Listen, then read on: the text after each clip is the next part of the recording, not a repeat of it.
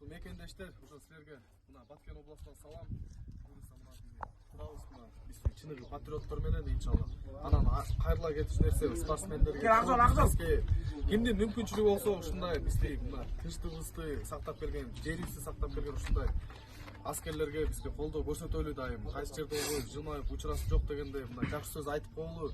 Мына чыныгы патриоттор ушулар. Анан сыйлай билейли мындайчы. Анан экран артынан эле сүйлөп коебуздан чыныгы айтат го орусча.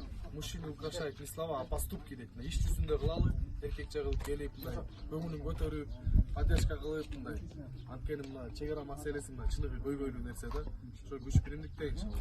Ошо дастан кошумча айтып кетсин десе, мына мындай спортсмендер бирибизди сыйлап келген. Ошон үчүн каякта болбойбу спортсмендер колубузду көтөрүп, жумшак болуп, нежный болуп, сыйлай билели өзүбүздү. Бул монт учурашкан кандай сон эмес. Аңдол атай Баткенден мына тозуп кошти сыйлап атат. Күч биримде жете боласыз биримге алга.